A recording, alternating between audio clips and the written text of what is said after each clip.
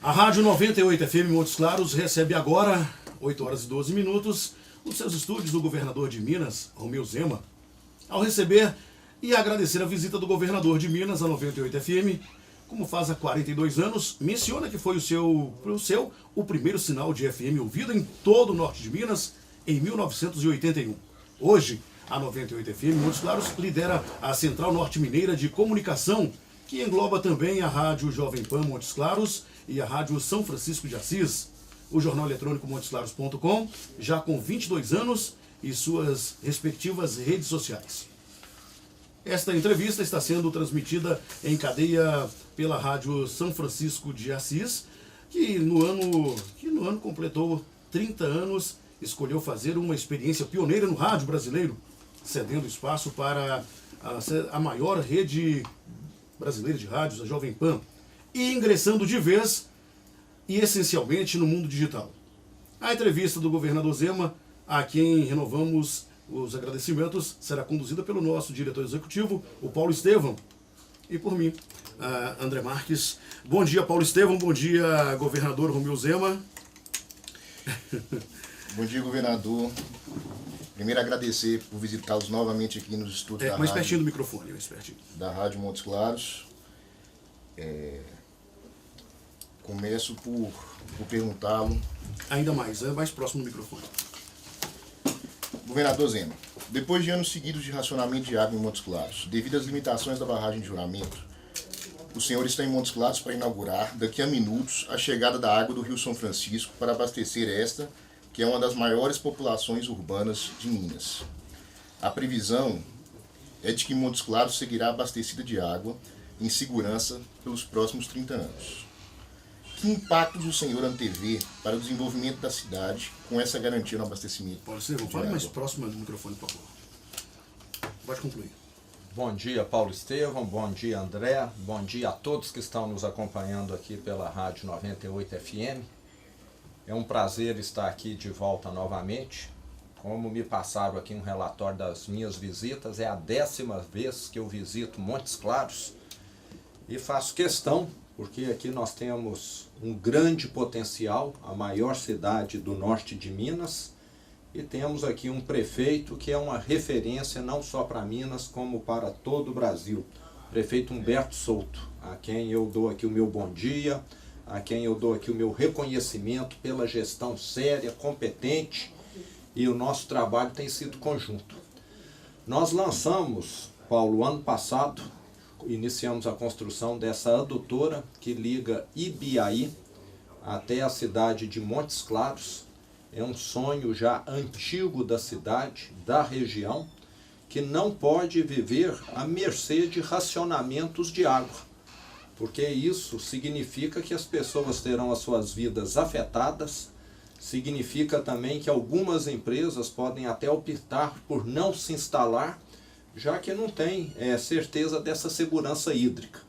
Então essa adutora, cuja obra aí durou aproximadamente 1 ano e meio, iniciou bem no início de 2021, vai passar a fornecer para a cidade de Montes Claros 500 litros de água por segundo, é um volume bastante expressivo, e vai garantir pelo menos pelos próximos 30 anos essa questão da segurança hídrica. Então o que nós queremos é que a cidade não fique dependendo de chuvas, não fique dependendo de clima para poder dar à sua população essa segurança. Queremos sim que nós tenhamos aqui um sistema que, independentemente de clima, venha a atender a cidade. E com essa adutora de Ibiaí, além de Montes Claros, nós também estaremos atendendo outras cidades, como a própria Brasília de Minas, que poderá fazer uso, a própria Coração de Jesus. Então todas essas cidades ainda poderão ser beneficiadas com essa adutora, que estará passando próximo das mesmas. Isso significa mais desenvolvimento para o norte de Minas. Foi uma obra muito cara, ela foi orçada em 264 milhões de reais, dos quais 255 já foram executados. Então nós podemos dizer que ela está 97% completada, faltam somente ajustes, ela já está em fase de teste, bombeando água, só que não foi ainda colocada água no sistema, o que será feito somente após esses testes. Mas a obra eu posso dizer que já está funcionando, concluída, e vai estar dentro aí no máximo de 30 dias à disposição da população do norte de Minas. Obrigado, governador. Isso é muito importante porque a água aqui para a nossa região é muito preciosa já, com a escassez hídrica que aqui tem. E a gente recebe essa informação, essa notícia com muita alegria, muita felicidade, porque dentro da perspectiva da região, de trazer água do São Francisco para Montes Claros, devido à distância, todos achavam muito difícil, um sonho quase distante. É longe, são longe. 93 quilômetros de adutora, é uma obra enorme. Se alguém for caminhar ao lado dessa adutora, pode preparar para acampar no meio do caminho, não chega no mesmo dia não. Uma obra faraônica. Exatamente. Grandiosa. Governador Zema, há décadas Montes Claros é citada como o segundo entroncamento rodoviário do país. Graças à sua estratégica localização, presidindo um imenso vazio territorial que vai de Belo Horizonte a Salvador e até Brasília. A ponte de Pintópolis sobre o Rio São Francisco, com efeito, aproximará mais o norte de Minas de Brasília e Distrito Federal. Quando a ligação asfáltica, encurtando a distância, ligará o norte de Minas ao Distrito Federal, e que consequências o governo de Minas avalia para este importante passo geoeconômico e administrativo? Bom, a ponte do Rio São Francisco já teve início as obras, inclusive, Paulo, no mês passado, em maio, nós iniciamos essas obras, que vai ser uma das maiores pontes do estado de Minas Gerais, mais de 1.100 metros de extensão, uma obra também extremamente cara, que vai permitir a ligação aqui da região norte de Minas com Brasília. Hoje, quem quer sair daqui de Montes Claros e se deslocar até Brasília tem de dar uma volta enorme, tem de descer, né, em direção ao sul e depois está subindo pela BR-040. Então nós estaremos evitando esse contorno. E o importante, essa obra, juntamente com a rodovia que vai ligar São Francisco a Pintópolis e Urucuia, vai estar passando pela área que mais tem crescido a produção agrícola no estado. Ali a nova fronteira agrícola de Minas Gerais. E sempre que eu recebo pessoas ali daquela região, há uma reclamação muito grande sobre o escoamento da safra, que fica muito prejudicado. São caminhões grandes que muitas vezes têm de transitar em estradas de terra que nem sempre estão numa situação adequada. Então essa construção da ponte sobre o Rio São Francisco na cidade de São Francisco e da rodovia que ligará essa cidade a Urucuia, Pintópolis, vai ser um marco também gigantesco aqui para a região norte de Minas. E nós temos hoje em andamento o Provias, que é o maior programa de investimento de rodovias da última década. Eu quero fazer aqui uma retrospectiva que durante 10 anos, Paulo e André, Minas Gerais fez somente operação tapa-buraco em estradas. O que nós fizemos de 2010, 2012 para cá foi só tapar buracos. O estado estava numa dificuldade financeira gigantesca. Eu assumi o estado com o 13º salário atrasado, pagando a folha de pagamento totalmente de forma aleatória, ninguém sabia que dia e que valor ia receber. E hoje, 3 anos e meio depois, eu posso dizer que nós já temos um estado com previsibilidade. E isso está permitindo um investimento de 2.150 bilhões na recuperação de diversos trechos que são os piores. Nós tivemos de direcionar esses recursos para aqueles trechos que estavam quase que intransitáveis, porque tapar buraco tem limite. É igual remendar roupa. Você pode remendar uma vez, 2, 3, chega uma hora que o tecido está podre. E o asfalto de boa parte das estradas de Minas Gerais ficou nessa situação. Então nós estamos recuperando 2.500 quilômetros de estrada, asfalto novo, não é mais tapa-buraco, e essa vai ser apenas a primeira onda. porque nós precisamos recuperar o dobro disso. Então nós vamos ter ainda uma segunda, terceira onda, para que as estradas de Minas fiquem numa situação adequada. Eu viajei por mais de 30 anos nas estradas de Minas. Quando fala aqui a região norte, eu tenho o mapa aqui na minha cabeça, porque fui eu que abri aqui as lojas na região. Então ia até lá, Espinosa, já na divisa com a Bahia, com o Urandi, passava ali em Mato Verde, em Monte Azul, em Porteirinha, em Capitão Enéas, em Janaúba. E o meu contato com as estradas de Minas, para mim, é muito forte, porque eu tinha vergonha. Muitas vezes eu ia para o estado de São Paulo, lá próximo de onde eu moro, e eu sentia vergonha de ser mineiro.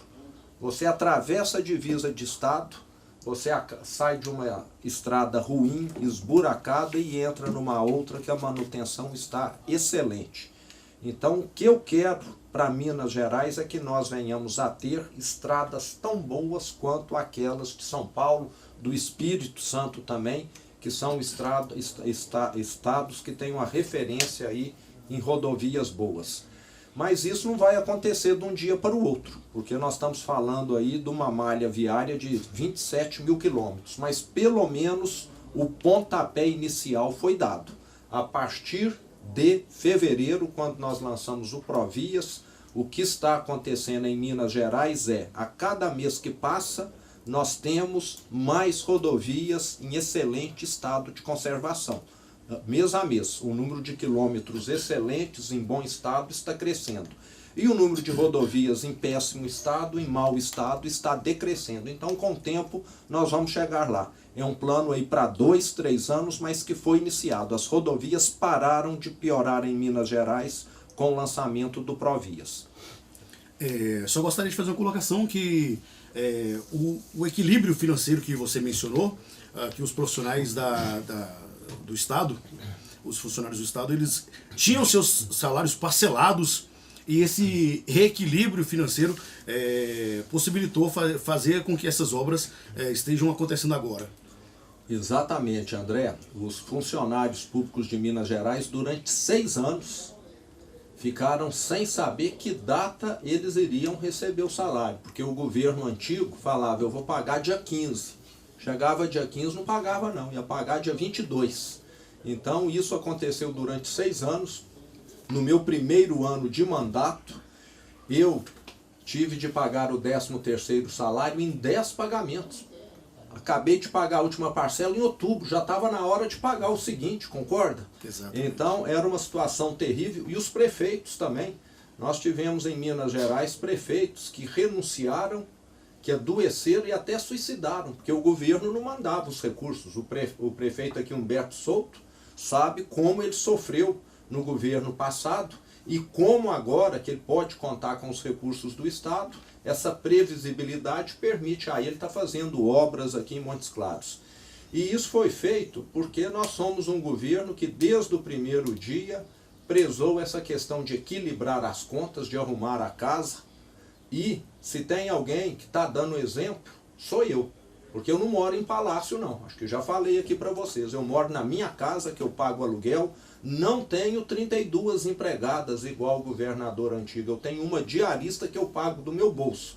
E também não tenho 7 aeronaves à minha disposição. Ou vendi, ou então essas aeronaves hoje estão no Comando Aéreo do Estado, atendendo a Secretaria de Saúde, para transportar pacientes, transportar órgãos, a Secretaria de Segurança para combater a criminalidade, e por isso é que o Estado tem avançado. Nós colocamos o Estado, todos os equipamentos à disposição da população, para poder atender a população, e não à disposição dos poderosos como era no passado, porque no passado esses 7 aviões eram usados para atender os amigos do rei. Então, era dessa maneira que servia. Hoje não, leva paciente, leva órgão para ser transplantado. O palácio hoje é frequentado como uma área cultural lá em Belo Horizonte. Já teve lá feiras de decoração, de Natal, etc. E antes também era frequentado só pelos amigos do rei que iam lá comer lagosta, tomar uísque, vinho pago pelo povo. Então isso faz parte do passado em Minas Gerais. Eu sou uma pessoa que sempre viveu no trecho, né, durante 30 anos viajando, mais de 2 milhões de quilômetros rodado dentro de Minas Gerais. E eu sou um governador que gosta de estar no chão de fábrica, como estou aqui hoje, para ver o que está acontecendo e não lá dentro de um palácio fazendo intrigas e só distribuindo favores para os bajuladores. Então isso, graças a Deus, é coisa do passado em Minas Gerais. Obrigado, governador. Ainda falando de estrada, a BR-251 liga o norte de Minas à rodovia Rio-Bahia. A par de ser importante vetor de aproximação e de desenvolvimento, a BR-251 tem se transformado em motivo de preocupação, dado ao grande número de acidentes, quase uma rotina. Frequentemente, e até 3 vezes por semana, a rodovia fica paralisada devido a graves e mortais desastres que se repetem. Num segundo governo seu, o que o governador de Minas pretende fazer e liderar para aumentar a segurança da BR-251, especialmente no trecho Montes Claros, rodovia Rio-Bahia? Bom, não é no segundo governo, não. Desde o primeiro dia, eu conheço perfeitamente esse trecho aqui que vai em direção a Francisco Sá. E ali, antes de chegar em Francisco Sá, tem o trevo que, você virando à esquerda, vai para Janaúba e depois em direção lá a Espinosa, divisa com a Bahia. E desde que assumi como governador, eu tenho lutado no Ministério da Infraestrutura em Brasília, todas as vezes que vou lá, cobro. Estive com o ministro Tarcísio, uma série de reuniões para tratar desse tema, que é de extremo interesse aqui para a região norte do estado. É um trecho que me lembro bem, alguns anos atrás teve um acidente terrível, né, com mais de 10 vítimas, uma van. Então, é algo que precisa ser realmente corrigido, planejado e executado o quanto antes. Então, a nossa luta continua. Não vamos desistir. Nós temos, infelizmente, em Minas Gerais, alguns problemas que o governo federal tem arrastado anos para resolver. Eu posso dizer esse caso aqui da BR-251, que é gravíssimo, um dos trechos mais movimentados do estado, que ainda não foram duplicados. Isso já deveria ter acontecido há 10, 15 anos atrás, que eu passava aqui há 10, 15 anos atrás e esse trecho já estava congestionado. Temos ainda a questão da BR-262-381, que liga Belo Horizonte a Vitória, no Espírito Santo, e também é um trecho que, apesar de já ter uma parte duplicada, vive congestionado com uma série de acidentes. Há 2 anos atrás, um ônibus despencou lá de uma ponte e tendo diversas vítimas fatais. Então, nós continuamos essa luta. Infelizmente, os nossos pleitos no governo federal não têm sido tão bem atendidos. Tivemos alguns, como o metrô de Belo Horizonte, que já tem aí uma previsão para ser executado, mas precisamos realmente melhorar as BRs em Minas Gerais, com destaque para a BR-251 aqui no norte e no leste de Minas, a 262-381, que liga Belo Horizonte a Valadares, ao Vale do Aço e também a Vitória. Obrigado, governador. André? Com base agora vamos mudar de assunto, de foco, a saúde. As ações que foram voltadas para a saúde aqui para a região, gostaria que falasse a respeito.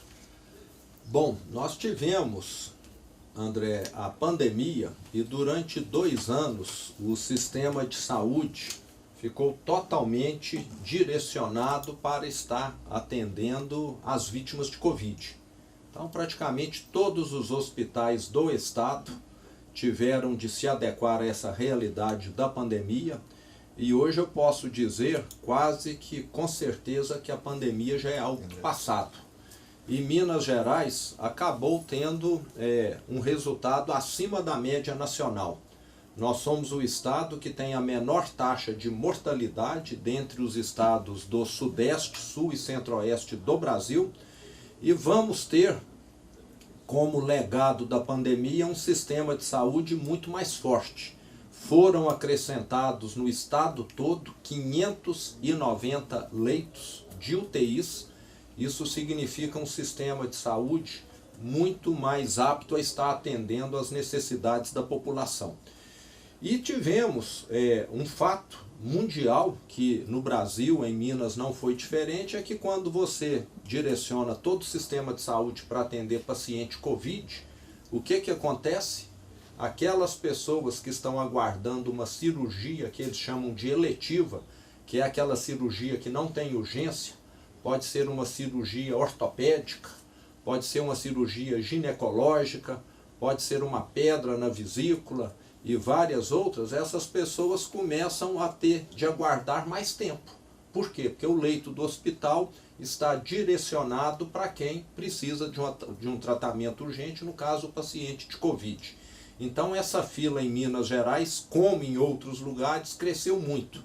Mas em dezembro do ano passado, nós lançamos o Opera Mais, destinamos para essa finalidade, só para reduzir a fila, 204 milhões de reais, e esse recurso, em parte, já foi direcionado às prefeituras, que hoje já têm condição de estar fazendo com que essa fila diminua a cada mês. Então é uma preocupação nossa, porque muitas pessoas ficam aí sem poder trabalhar, sem poder viver uma vida confortável, sentindo dores, aguardando essa cirurgia.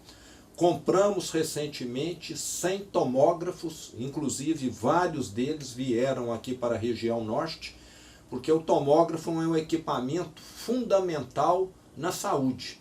Você consegue diagnosticar com rapidez uma doença que ainda não se tornou grave e com isso fazer um tratamento precoce. Muitas vezes o que acontece é que a pessoa fica meses para poder ter o diagnóstico feito e nesse tempo a doença agrava, podendo fazer até com que ela fique aí internada. Então esses 100 tomógrafos que foram comprados pelo Estado, atendendo todas as regiões, posso pegar aqui os números das cidades aqui que foram contempladas no norte, mas são muitas, é de fundamental importância. E estamos também cobrindo os vazios assistenciais do Estado. Nós temos regiões como a Noroeste, tipo ali Paracatu, Unai, João Pinheiro, que não tinham número de leitos suficientes. E muitas vezes era necessário que as pessoas saíssem dali, eram transferidas para o sul de Minas, para Passos, São Sebastião do Paraíso, que está a 708 quilômetros de distância, acarretando aí um problema enorme para a família, porque ninguém está preparado para viajar e ficar a essa distância de casa de uma hora para outra, quando alguém vai ter necessidade de se submeter a uma cirurgia. Então hoje nós estamos preenchendo esses vazios assistenciais e adquirimos também praticamente um micro-ônibus para cada cidade. São 830 micro-ônibus que o Estado adquiriu.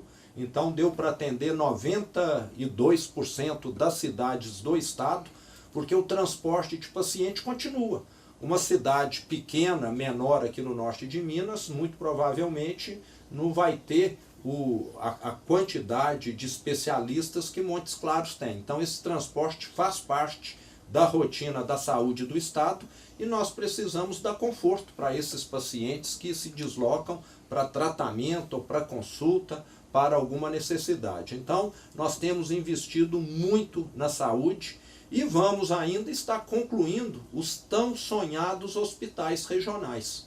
São 6 hospitais regionais que tiveram as suas obras paralisadas há 7, 8 anos atrás no governo antigo e agora, com o termo de reparação de Brumadinho, nós vamos levar adiante essa conclusão.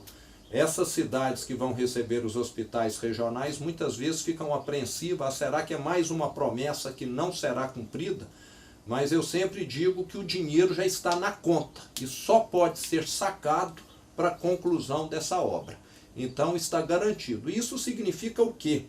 Que a saúde de Minas Gerais vai melhorar, porque hoje muitas vezes a cidade de Belo Horizonte fica sobrecarregada, que é muita gente que sai às vezes de Divinópolis, que sai de Governador Valadares, que sai de diversas áreas do estado para procurar atendimento em Belo Horizonte, e todos esses hospitais regionais serão no interior do estado. São obras que já estão boa parte concluída e que muito provavelmente em 1, 2 anos já estarão funcionando, mudando por completo a realidade da saúde em Minas Gerais, principalmente no interior do estado. Sim.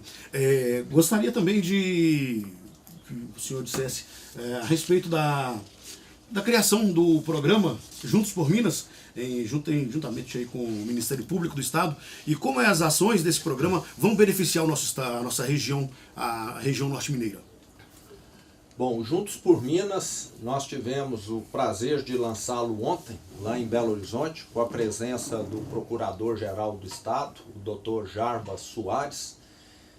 E todos nós sabemos, André, que o Ministério Público, em diversas ações que ele move, ele recebe, ele faz esses TACs, termo de ajustamento de conduta, que pode ser feito com pessoas jurídicas, geralmente é o mais comum, com empresas ou então com pessoas físicas, e esses TACs geralmente envolvem o pagamento de uma multa. Então vamos dizer aqui que uma empresa teve algum problema ambiental.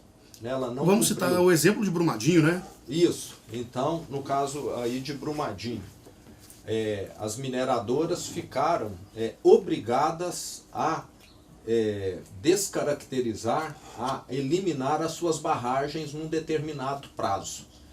E o que aconteceu? Muitas barragens, pelo tamanho, vão levar anos para serem eliminadas. Você ficou ali 30, 40 anos colocando material. E o prazo que a lei deu foi de 2 anos. Então muitas empresas não conseguiram cumprir esse prazo e fizeram esse TAC com o Ministério Público, vão pagar multas expressivas. Tem empresas que vão pagar 5 milhões, outras 30, outras 50 milhões.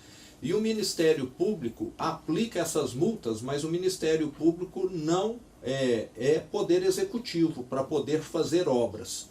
Então ontem nós definimos através do Juntos por Minas que o Ministério Público estará utilizando esses recursos para melhoria da infraestrutura dos mineiros. Então esses recursos serão utilizados para melhorar estradas, serão utilizados em saneamento básico, serão utilizados na saúde. E no passado, muitas vezes, esses recursos ficavam lá anos parados, ou então não tinham uma destinação que beneficiasse o povo. Muitas vezes atendia algum interesse eleitoreiro ali de alguém. Agora não, o Ministério Público junto com o Poder Executivo terão ali um grupo que irá analisar quais são os projetos mais importantes para Minas Gerais, que irá levar mais benefícios para o povo mineiro e estará sendo aplicado dessa maneira. Inclusive esse que foi aplicado a multas mineradoras devido ao atraso no descomissionamento das represas das barragens. Sim. Governador, gostaria de agradecer a sua presença e pedir que você deixe aí as suas considerações finais aqui para todos os ouvintes da Rádio 98. Bom, eu queria concluir aqui a nossa fala comentando sobre a visita que eu fiz há 3 meses atrás à cidade de Araçuaí, que fica no Vale do Jequitinhonha. Eu estive lá para inaugurar o que já existe aqui em grande quantidade, em Montes Claros e região, uma usina fotovoltaica. E tive a satisfação, André, de conhecer lá a dona Marilene, que aos 52 anos de idade, pela primeira vez, Paulo, está tendo a sua carteira de trabalho assinada. Até hoje, ela, que tem 52 anos de idade, viveu como alguém que faz trabalhos eventuais. Cata material reciclável, faz lá um trabalho braçal eventual e recebe por isso. Agora, aos 52 anos, ela está tendo algo que ela nunca teve e que é comum para muitas pessoas aqui em Montes Claros, que é uma cidade maior, que é ter uma renda previsível. Ela sabe que agora, todo dia 5, ela vai ter lá X reais por mês como salário, algo que ela nunca teve. E o que nós queremos para os mineiros é isso, é oportunidade. Então o que nós queremos é que muitas donas marilenes ocorram no estado de Minas, porque isso dá dignidade para as pessoas. Eu sempre converso com as pessoas quando vou inaugurar uma indústria, quando vou em alguma obra, e já perguntei para muitos, o que é melhor, trabalhar e ter uma renda ou receber o Bolsa Família, receber cesta básica? E todo mundo fala, não, eu quero é trabalhar e ter uma renda. O Bolsa Família, o auxílio emergencial tem o seu lugar quando necessário, mas o que as pessoas querem é um dia receber o salário, poder passar no supermercado e falar, hoje eu estou levando aqui, é um frango que eu e a minha mulher vamos comer, e não uma caixa, uma lata lá de salsicha, de sardinha, que alguém colocou na cesta que deu para ele. Então o que nós queremos é que as pessoas venham ter oportunidades. Estamos atraindo investimentos em nível recorde para Minas Gerais, já são 236 bilhões de reais, é um número que a gente perde a noção do que significa. Outro dia eu pedi a alguém e me falaram, se você fosse fazer um depósito desse valor num banco, o caixa do banco, se parasse de ir no banheiro, de tomar café, ia ficar mais de 400 anos para poder conter esse dinheiro em nota de R$100. Então nós estamos falando de uma montanha de dinheiro que a gente perde noção, porque nós estamos acostumados a lidar com R$100, é com 1.000, é com 5.000, é com 30 mil reais. Na hora que você fala 236 bilhões, é algo que ninguém nunca lidou e nunca vai lidar na vida, porque nem o estado de Minas, que tem um orçamento que é mais ou menos a metade disso, lida com um valor tão alto. E isso está sendo investido em Minas Gerais. Então muitas donas marilenes vão acontecer. Nós já conseguimos, nesses 3 anos e meio de governo, criar em Minas Gerais 500 mil de empregos com carteira assinada, sem considerar os outros que são criados no embalo aí como consequência. Então já são 500 mil de donas marilenes que nós conseguimos colocar em Minas Gerais. E nesse ritmo, eu posso te dizer que em 2, 3 anos, só vai ficar sem trabalhar em Minas Gerais quem quiser. Porque aqueles que quiserem trabalhar vão ter a oportunidade. E um problema que existe é que muitas empresas abrem vagas, como aqui em Montes Claros, várias empresas estão chegando aqui, e não tem gente capacitada. E nós lançamos, André, o Trilhas de Futuro, que nesse momento está capacitando em escola particular 135 mil jovens e adultos. São cursos com 2 anos de duração, com auxílio alimentação, auxílio transporte, em que nós estamos formando técnico em automação industrial, técnico em enfermagem, técnico em radiologia, técnico em irrigação, para atender todas as necessidades das empresas que estão se instalando em Minas Gerais. Porque um grave problema que nós temos é esse, a empresa fica lá com a vaga aberta 1 ano, 2 anos, 3 anos, muita gente querendo trabalhar, mas não tem a qualificação necessária. Então nós estamos preenchendo essa diferença aí. Então Minas está caminhando para frente, é um estado muito promissor e o nosso governo tem feito de tudo. Somos um governo disciplinado, como eu falei, austero, já colocamos o trem em cima dos trilhos, e agora o que nós queremos é acelerar esse trem. Então tudo está sendo feito, inclusive a infraestrutura, a eletrificação rural, que agora vai passar a ser trifásica também, importantíssimo, porque o que nós temos hoje são produtores rurais que têm uma energia elétrica que dá para ligar a geladeira e a televisão. É preciso muito mais. Então a CEMIG está com um grande programa de investimento, 22 bilhões de reais em andamento, para poder levar energia elétrica em quantidade e qualidade, não só para as cidades, como também para a zona rural. Então Minas Gerais está caminhando. Temos muito o que fazer, mas estamos na direção certa. Bom dia a todos, foi um prazer estar aí com vocês.